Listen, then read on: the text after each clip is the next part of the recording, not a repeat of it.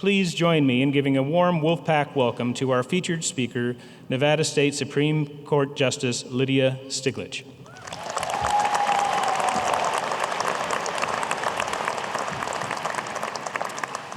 Good morning. Thank you for that kind introduction. It felt like another day at the office when I put on a robe and then the hats came out. So President Johnson, members of the Board of Regents, distinguished faculty and community leaders, honored guests, and of course, to our graduates, your families and friends. I thank you all for inviting me to join you on this most special occasion. I'm deeply honored to be a part of Nevada's 2019 Winter Commencement Ceremony, as we recognize the dedicated work and outstanding achievements of the many graduates in this room. Looking out into the crowd, I see your family and friends and this faculty that are so proud of your accomplishments. They're clapping for you. In fact, everyone's clapping for you today. But I want to take another moment for your families who've loved you and nurtured and encouraged you, for your friends who've supported you through this process, and for this faculty that taught you. And let's give them a rousing round of applause, because this is their day too.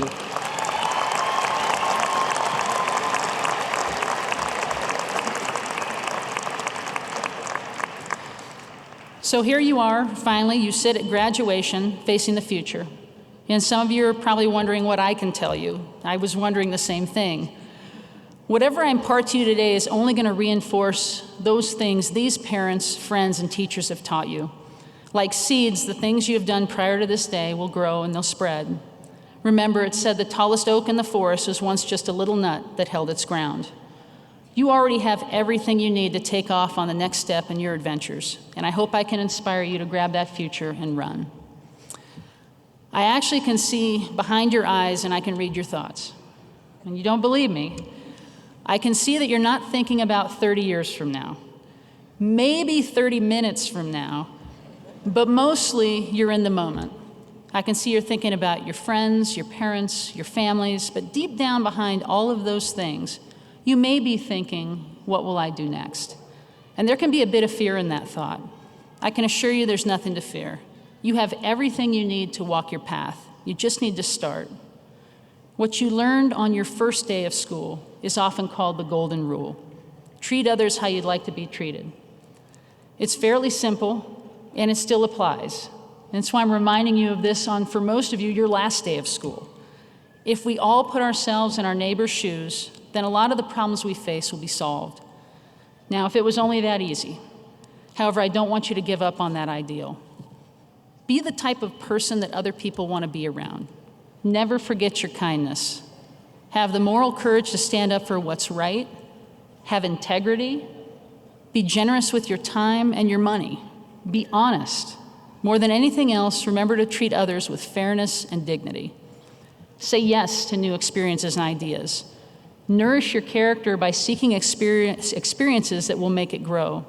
Think of the needs of others. Have empathy. See situations from the point of view of others so you can understand why and how they act. When I was much younger than you, I would visit my mother at the public defender's office, where she worked as a legal secretary. And visit is generous. That's a generous term. It was more a necessity, a lack of day camp or daycare options that prompted these initial visits. Because I grew up in a time when people cared a lot less about what their kids were doing at all times. So what better way to entertain an impressionable child than turning them loose in criminal courtrooms?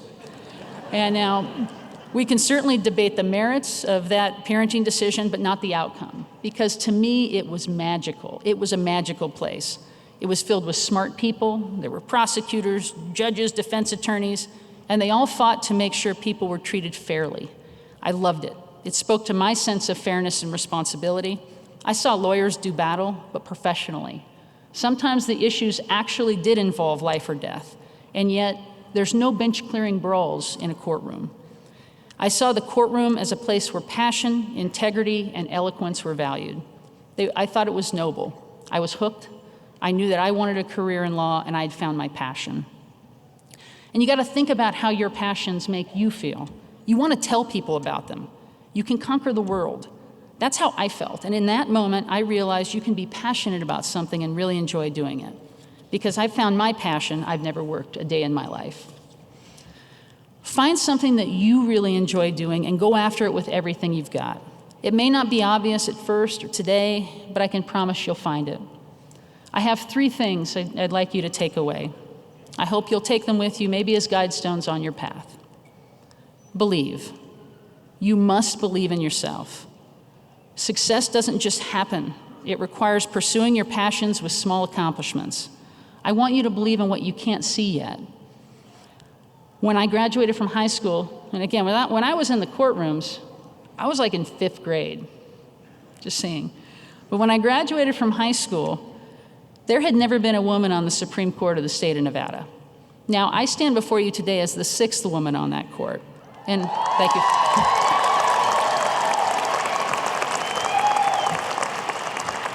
And I've recently been joined by the 7th and the 8th, and in fact, we now have a majority of women on the Nevada Supreme Court.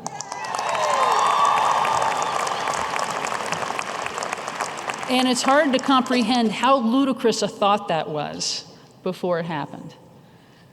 It was a dream that I had, but I couldn't see it in the literal sense, but I could see it and I could have that dream because I believed.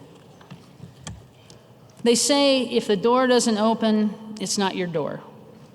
And that seems nice, and it's a very Zen saying, and I'm generally very Zen myself. But I say, if that door doesn't open, kick it in. Focus on your dream as if it will happen. Take nothing for granted and believe. Take the first step, then the next. You'll face obstacles, fears, challenges, bad moods, and mean people. It's inevitable. But don't be so discouraged that you forget to believe in yourself. I'll turn to one of my all-time favorite athletes to make this point. Babe Ruth once said, "I swing with everything I got. I hit big or I miss big. I like to live as big as I can." He had a storied career. He led the league in home runs, and he also led in strikeouts. He said, "Never let the fear of striking out hold you back." Look around every turn in your life with that kind of boldness. Don't be afraid to strike out. Continue to develop the tools you'll need to shape your path. Relish your challenges. Walk away from doubt, and realize that failure is just another way of testing your resolve. Never give up. I believe in you. You do the same.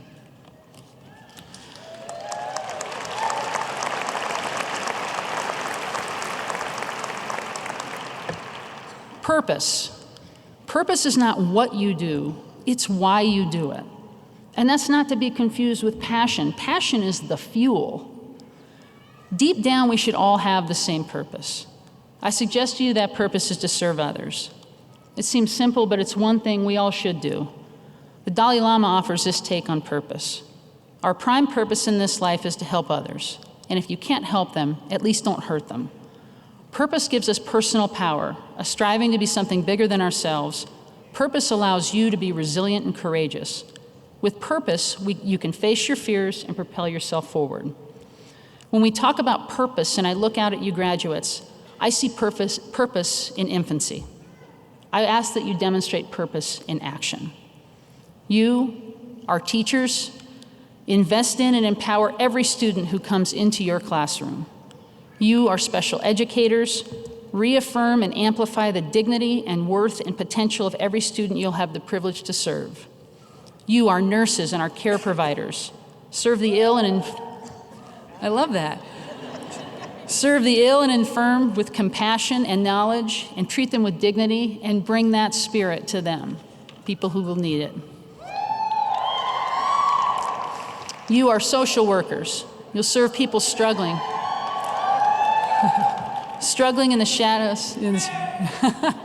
Struggling in the shadows. People who struggle with homelessness, addiction, suicide, mental health crises. And you can treat them with kindness and humanity. And you, our engineers, our entrepreneurs, our innovators, use your energy, your creativity, and expertise to solve problems and overcome challenges we can't even predict today. Ensure that our technological and scientific advancements are coupled with a firm commitment to ethical principles and the values that matter. There are already enough people in this world thinking small. Find your purpose and think big. Question. Ask questions and actively seek the answers. Be curious about the world, its people, and its opinions. And question how you think about the things you discover. Always seek new knowledge. Use questions to learn more about yourself and those around you. Use them to express an interest in the goals and ambitions of others, because questions allow us to think about something more deeply. Albert Einstein offered this advice: learn from yesterday, live for today, hope for tomorrow. The important thing is to not stop questioning. Become an endless learner who is driven by curiosity, wonder, uncertainty, and a drive to get to the bottom of things. But it's not enough just to question. You also have to listen to the answers. As Stephen Hawking observed, the greatest enemy of knowledge is not ignorance. It's the illusion of knowledge. It's the "I got this" moment. Instead, we don't got it. None of us got it. And the older you get, the less you know. Instead, we have to animate the free exchange of ideas and respect different points of view. We have to meet people where they are instead of where we want them to be. We cannot just cross our arms and presume that fundamental values like compassion, tolerance, equity, inclusion, equality, fairness, and justice can survive in that distance between us. So question and listen. Share your gifts with others. Teach others our gifts. Learn from others and accept their gifts. Know that every human being has something to teach you. Show dignity and show humility. And above all, don't be a slave to the ordinary. Go out there and be different, be daring, be bold. Think how you can best serve people and make it happen. Find your purpose, find your passion, because when you do, you're not going to want to lose it. You'll do anything to keep it. You'll feel differently, you'll behave differently, and you'll be willing to stand up for what's in your heart. So as you sit here now in this moment, there's other things to think about. Your tassel, if I throw my hat, will I ever find it? The graduation party, your friends, but maybe deep down, you're also thinking about where you'll go next and who you'll become. Believe in yourself, find your purpose, and question the world around you. Strive to be a person you can be proud of. You deserve nothing less. Thank you.